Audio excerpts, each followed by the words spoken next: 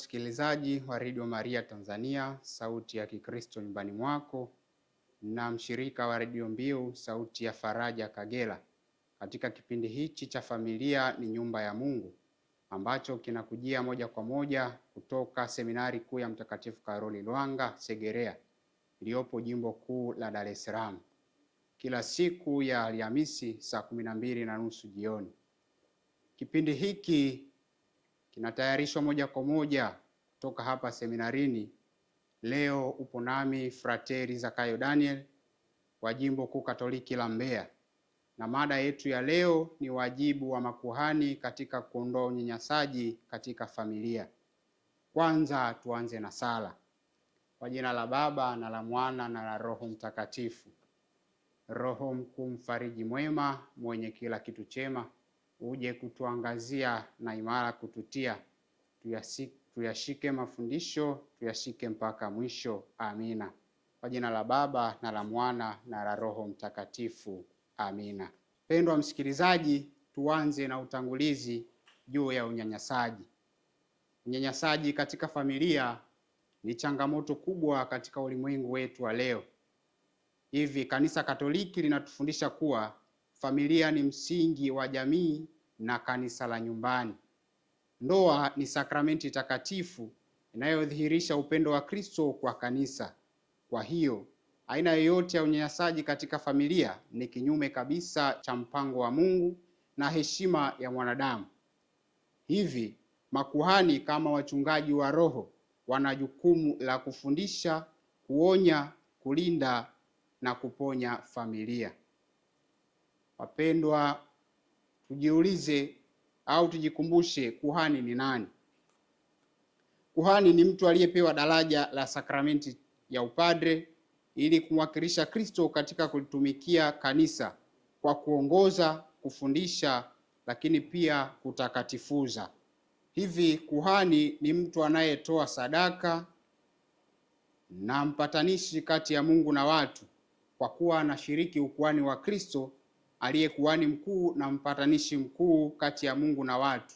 Rejea Katekisimu ya Kanisa Katoliki namba 1536 hadi 1600, lakini pia waraka kwa Waebrania sura ya 5 aya ya 1 hadi ya 10. Wapendwa katika Kristo, kuna aina kuu mbili za ukuhani. Kwanza ni ukuhani wa waamini wote, yaani wabatizwa. Kwa njia ya ubatizo wa Kristo wote kushiriki katika ukuhani wa Kristo, hasa ili kutoa maisha yao kama sadaka ya kiroho na pia kushuhudia imani yao katika maisha yao ya kila siku.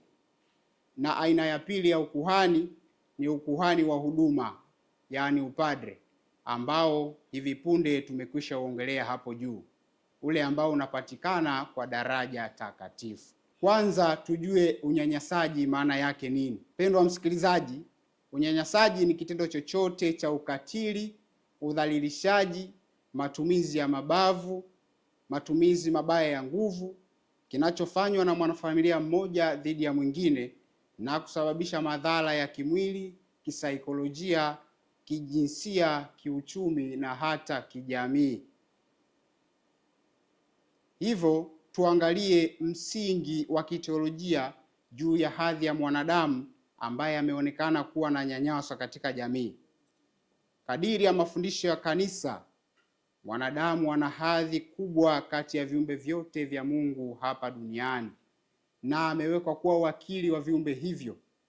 Hadhi hii ya mwanadamu inatokana na kuumbwa kwa sura na mfano wa Mungu. Rejea kitabu cha Mwanzo sura ya 1 aya 26 hadi 31. Lakini pia Katekisimu kubwa ya Kanisa Katoliki namba 1700 hadi namba 1706 inayosisitiza kuwa heshima ya mwanadamu ni ya asili, na nukuu, sura ya kimungu ipo ndani ya kila mwanadamu, inang'ara katika muungano wa watu kwa mfano wa umoja wa nafsi tatu za Mungu kati yao wenyewe. Mwanadamu kwa kujaliwa roho isiyokufa ni kiumbe peke yake duniani ambacho Mungu amekitaka kwa ajili ya chenyewe.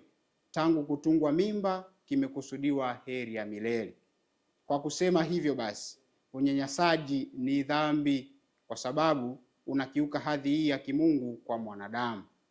Kwa mujibu pia wa Katekisimu ya Kanisa Katoliki namba 2297, vitendo vya ukatili na mateso ni kosa kimaadili na dhambi dhidi ya utu wa mtu. Wapendwa katika Kristo, unyanyasaji unafanyika katika familia zetu. Hivi tuangalie familia kama kanisa la nyumbani. Kadiri ya Katekisimu kubwa ya Kanisa Katoliki namba 1655 hadi 1658 inatusisitiza kuwa mfano wa Kristo mwenyewe aliyetwaa mwili wa kibinadamu alipenda kuzaliwa katika familia ya Yosefu na Maria. Ndiyo kusema kwamba kanisa si kitu kingine bali familia ya Mungu. Kwa sababu hiyo, Mtaguso wa Pili wa Vatikano katika hati ya Mwanga wa Mataifa, Lumen Gentium, inatufundisha kuwa familia ni Ecclesia Dominica, yaani kanisa la nyumbani. Kwa sababu ni katika familia ambamo wazazi kwa neno na mfano ni wahubiri wa kwanza wa imani kwa watoto wao. Hivyo familia ni shule ya imani hai na angavu, shule ya fadhila za kibinadamu na mapendo ya Kikristo, zaidi sana shule ya maadili. Hivi unyanyasaji unaharibu kabisa wito huu wa familia kama kanisa la nyumbani. Hakuna familia bila ndoa. Hivi tuangalie ndoa kama sakramenti ya msingi kwa familia. Katika hati ya kichungaji ya Mtaguso wa Pili wa Vatikano, Gaudium et Spes, yenye maana ya furaha na matumaini, kuanzia namba 48 hadi 52, inaeleza ndoa kama agano la kudumu la upendo kati ya mwanaume na mwanamke. Moja ya mambo muhimu katika ndoa ni umoja na uaminifu, lakini zaidi uzazi, yaani kupokea watoto kama zawadi na kuwa tayari kuwalea katika imani na maadili. Hivyo makuhani wanapaswa kutoa maandalizi ya kina ya ndoa ili kuzuia migogoro inayoweza kusababisha unyanyasaji katika familia. Wapendwa katika Kristo, tumeangalia unyanyasaji ni nini, tumeangalia hadhi ya mwanadamu, na hivi tuangalie huu unyanyasaji umegawanyika katika sehemu kuu ngapi, au kuna aina ngapi za unyanyasaji. Pendwa msikilizaji, kuna aina nyingi za unyanyasaji zikiwemo unyanyasaji wa kimwili, kijinsia, kisaikolojia, kiuchumi, kiroho na hata kijamii. Haya yote ni maovu yanayopingana na mpango wa Mungu. Waraka wa kitume wa Papa Yohane wa Paulo wa Pili unaoitwa Ushirika wa Familia na Jumuiya ya Familia namba 21 inaweka msisitizo wa familia kama shule ya utu. Hivi aina ya kwanza ya unyanyasaji ni unyanyasaji wa kimwili. Unyanyasaji wa kimwili ni moja ya aina ya unyanyasaji katika familia unayosababishwa na kupiga, kuchoma, kunyima chakula au matibabu au namna yoyote ya kuumiza mwili. Hii ni aina mojawapo ya unyanyasaji katika familia. Aina ya pili ya unyanyasaji katika familia ni unyanyasaji wa kisaikolojia au unyanyasaji wa kihisia. Hii ni moja ya aina ya unyanyasaji unaohusisha kutukana, kudhalilisha, vitisho, kudhibiti kupita kiasi, kumtenga mtu na ndugu au jamii na kufanya ajihisi kama hana thamani machoni pa jamii. Aina ya tatu ya unyanyasaji ni unyanyasaji wa kijinsia. Aina hii ya unyanyasaji hasa inaonekana baina ya wanandoa na wanafamilia, hasa pale kulazimisha tendo la ndoa bila hiari, mapenzi bila ridhaa ndani ya ndoa. Aina ya 4 ya unyanyasaji ni unyanyasaji wa kiroho. Pendwa msikilizaji, unyanyasaji wa kiroho ni kutumia vibaya mafundisho ya dini ili kumtisha au kumdhibiti mwanafamilia, na hii imeonekana waziwazi katika maisha yetu ya kila siku. kumwambia mwanafamilia au mtu avumilie mateso kwa sababu ya imani pasipo sababu ya msingi. Hii ni aina ya unyanyasaji wa kiroho, hivi kutumia vibaya mafundisho ya kidini na kusababisha unyanyasaji. Aina ya tano au ya mwisho kadiri ya mchanganuo wetu ni unyanyasaji wa kiuchumi. Aina hii ya unyanyasaji inaonekana hasa kwa kunyima mtu haki ya kutumia au kumiliki mali mwenyewe, kumzuia mtu kufanya kazi au kudhibiti kipato chake kwa mabavu. Na hii inaonekana zaidi upande wa familia, hasa upande wa wanawake.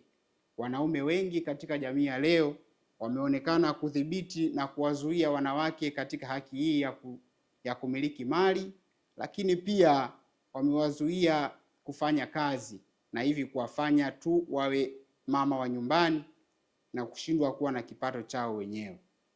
Wapendwa katika Kristo, wajibu wa kuhani ni kuondoa unyanyasaji huu katika familia. Ndugu msikilizaji, kama ndio unajiunga nasi sasa, kipindi hewani ni Familia ni Nyumba ya Mungu, na mada yetu ya leo ni wajibu wa makuhani katika kuondoa unyanyasaji katika familia. Leo uko nami Frateli Zakayo Daniel wa Jimbo Kuu Katoliki la Mbeya kutoka Seminari Kuu ya Mtakatifu Karoli Lwanga Segerea. Hivyo mpendwa msikilizaji, makuhani wana wajibu mkubwa katika kuondoa unyanyasaji kwenye familia. Hivi wajibu huu muhimu wa makuhani katika kuondoa, kulinda, kukuza amani na kuondoa unyanyasaji kwenye familia, hasa maeneo yao ya kichungaji, majimbo, lakini hata ulimwengu mzima, kwa kuwa wao ni wamisionari. Kadiri ya waraka wa kitume wa Papa Francisco, Evangelii Gaudium, yenye maana ya furaha ya Injili, namba 164, ina msisitizo mkubwa kwa makuhani kuwa wanapaswa kuhubiri dhidi ya unyanyasaji kwa ujasiri. Wanapaswa pia kusindikiza familia kwa huruma.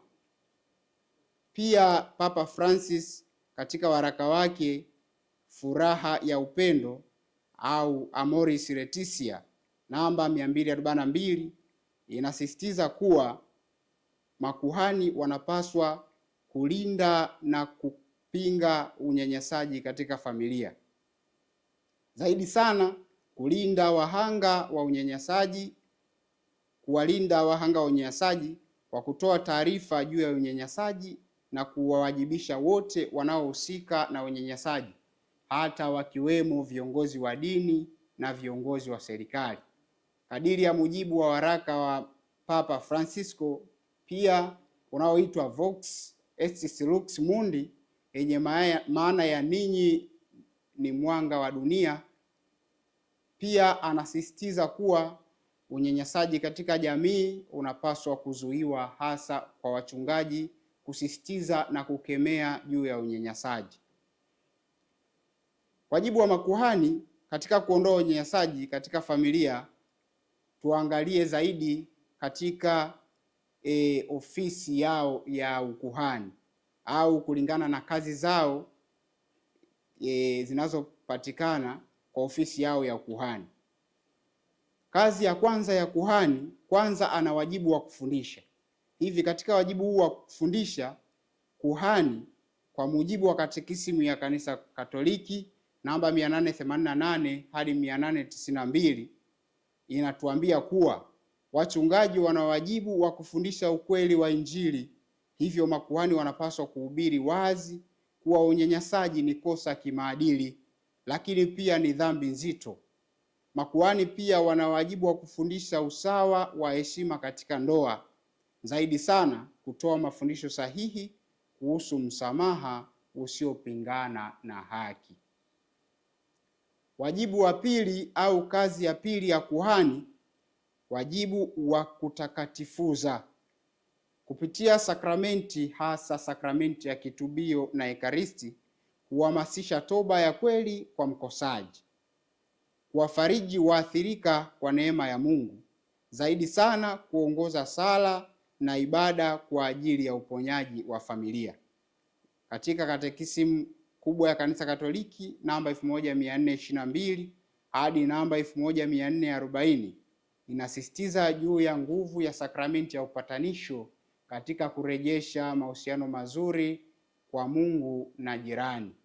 Hivi makuhani wana wajibu mkubwa kupitia sakramenti ya Ekaristi lakini na sakramenti ya upatanisho kuhakikisha wanaleta umoja na upendo katika jamii kwa kuwaunganisha watu, kwa kuwahimiza watu wawe na moyo wa toba na hivi kuleta mahusiano mazuri kwanza na Mungu lakini pia na jirani aliye mfano na sura ya Mungu. Wajibu wa tatu au kazi ya tatu ya kuhani, ana wajibu wa kuongoza. Kwa mujibu huu, makuhani wanapaswa kulinda walio dhaifu, yaani wale wanaonyanyaswa. Rejea Katekisimu ya Kanisa Katoliki namba 2448. Hivyo makuhani wanapaswa kushirikiana na mamlaka halali pale sheria inapotaka au kuhitaji taarifa. Hili linaimarishwa na waraka wa Papa Francis Vox Estis Lux Mundi, yenye maana ya ninyi ni mwanga wa dunia, unaoweka utaratibu wa uwajibikaji na ulinzi juu ya unyanyasaji. Pendwa msikilizaji, kutokana na wajibu huo wa kuhani au makuhani katika kuondoa unyanyasaji, zifuatazo zinaweza kuwa njia au tiba ya kuondoa unyanyasaji katika familia. Njia ya kwanza, kuanzisha ofisi za ushauri. Makuhani wanaweza kuanzisha ofisi za ushauri katika parokia na majimbo, maana parokia ni sehemu salama ambapo wanandoa na wanafamilia wanaweza kufungua mioyo yao bila hofu. Watu wengi wanapitia unyanyasaji na hivi kushindwa kuripoti kwa sababu ya hofu ya aibu, hofu ya kutoaminiwa, lakini pia hofu ya kutoamini mfumo unaopokea taarifa hizo. Hivi misaada ya ofisi kama hizi zinaweza kusaidia kuondoa unyanyasaji katika familia. Imani kwa waamini hutoa nafasi ya kusikiliza kwa faragha na kusaidia kugundua matatizo mengi kabla hayajawa makubwa. Hivi kutoa ushauri kwa ndoa, kabla na baada ya ndoa, ushauri kwa waathirika wa unyanyasaji na maongozi ya kiroho, kisaikolojia na zaidi sana upatanisho kati ya wanandoa au wanafamilia ambao hawapo katika amani au walioko katika janga hili la unyanyasaji. Hiyo ilikuwa ni namna ya kwanza inayoweza kusaidia kuondoa unyanyasaji katika familia. Namna ya pili ni kuandaa semina za ndoa. Pendwa katika Kristo, katika maisha yetu ya kila siku, hasa maisha ya kiimani, ndoa na semina zimekuwa ni wakati ule tu watu wanapotaka kupokea sakramenti. Na hivi baada ya kupokea sakramenti hiyo kwa mafundisho au semina muda mfupi, wanandoa wanaweza kupata mafundisho zaidi kuhusu ndoa na kuhusu familia. Hivi kwa kuandaa semina za ndoa kutafanya watu wawe na uelewa mkubwa juu ya familia na hivi kupunguza janga la unyanyasaji katika familia. Semina za ndoa mara kwa mara katika parokia zetu itakuwa ni moja ya njia na kinga dhidi ya unyanyasaji katika familia. Hivyo kuhani au makuhani wanaweza kufundisha kuhusu maana ya ndoa katika semina hizo, pia maana ya familia yenye upendo, utatuzi wa migogoro, haki na wajibu wa kila mwanafamilia katika familia. Pia makuhani katika semina hizo wanaweza kutoa athari za unyanyasaji, wanaweza kutoa semina juu ya heshima juu ya utu wa mtu kadiri ya mafundisho ya kanisa, hivi kufanya wanafamilia kujua madhara ya unyanyasaji na kuepuka unyanyasaji huo. Njia ya tatu ni kuimarisha malezi ya vijana. Katika parokia zetu na mazingira yetu kumekosekana malezi ya kina na endelevu kwa vijana, hivi kupelekea changamoto katika familia zetu. Vijana ni msingi wa familia za baadaye, kwa sababu vijana wa leo ndio wanandoa wa kesho. Hivi malezi bora na endelevu kwa vijana leo ni kinga kwa unyanyasaji baadaye. Vijana wakifundishwa mara kwa mara kuhusu upendo, haki, huruma na uwajibikaji, kuwa ni nguzo kubwa ya kujenga jamii bora isiyovumilia unyanyasaji, itasaidia kupunguza na kuondoa kabisa janga hili dhidi ya unyanyasaji katika familia zetu. Hoja au njia ya tano ni kushirikiana na wataalamu mbalimbali. Ni ukweli usiopingika kuwa licha ya kuwa kuhani au makuhani wanajua mambo mengi, lakini si wataalamu wa kila jambo. Hivi kuna umuhimu wa kudumisha ushirikiano na wataalamu mbalimbali, kwa sababu mara nyingi unyanyasaji huhusisha masuala ya kisaikolojia, kisheria, afya, ustawi wa jamii. Hivi kwa kudumisha ushirikiano na wataalamu, mfano wanasaikolojia, wanasheria, madaktari, dawati la jinsia, ni jambo la busara ambalo makuhani au kuhani anaweza kutumia katika harakati za kuondoa na kutokomeza unyanyasaji katika familia. Kwa mujibu wa Katekisimu kubwa ya Kanisa Katoliki namba 2209 inasisitiza kwamba jamii na mamlaka za kiraia zinapaswa kusaidia familia na kulinda haki zake daima. Pendwa msikilizaji, katika dunia yetu ya leo kuna changamoto mbalimbali ambazo pengine hizi changamoto ndizo zinapelekea unyanyasaji katika familia. Katika ulimwengu wetu wa leo, changamoto ni nyingi, ikiwa pamoja na umaskini, uraibu na kuporomoka kwa maadili. Lakini licha ya yote, Papa Francisco katika barua yake Fratelli Tutti 2020 yenye maana ya sote tu ndugu, anatuhimiza kuwa na mshikamano wa kijamii katika kujenga jamii yenye haki daima. Hitimisho. Kanisa linatufundisha kwamba familia ni zawadi ya Mungu. Hivi unyanyasaji ni dhambi inayoharibu taswira ya Mungu ndani ya mwanadamu. Makuhani ni walinzi wa wanyonge na mashahidi wa upendo wa Kristo.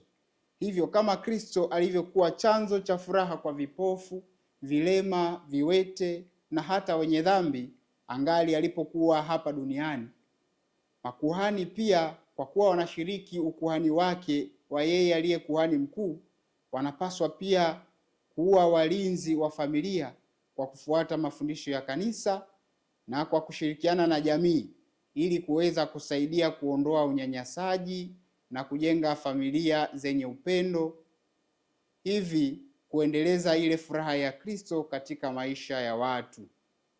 Daima makuhani wanaitwa kuwa walimu wa ukweli, wafariji walioumizwa,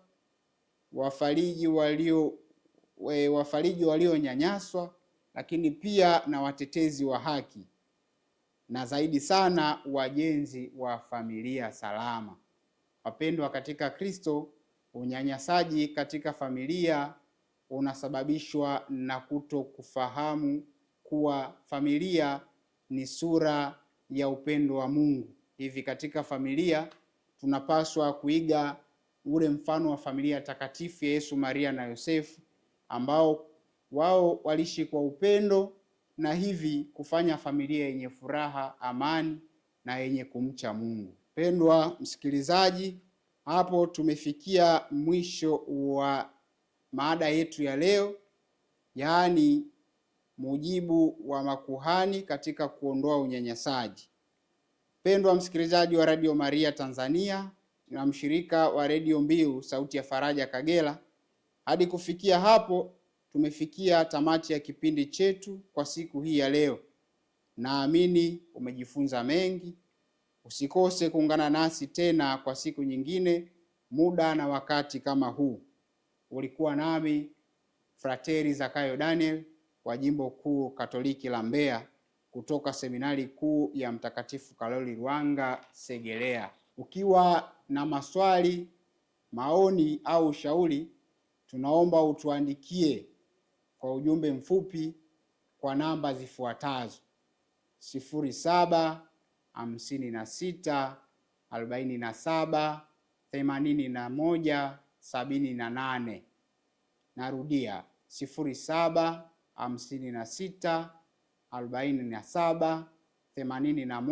0756478178. Na sasa, mpendwa msikilizaji, tuhitimishe kwa sala. Kwa jina la Baba na la Mwana na la Roho Mtakatifu, amina. Daima tunaukimbilia ulinzi wako, mzazi mtakatifu wa Mungu. Usitunyime tukiomba katika shida zetu, utuopoe siku zote kila tuingiapo hatarini. Ee Bikira mtukufu na mwenye baraka, amina. Kwa jina la Baba na la Mwana na la Roho Mtakatifu, amina.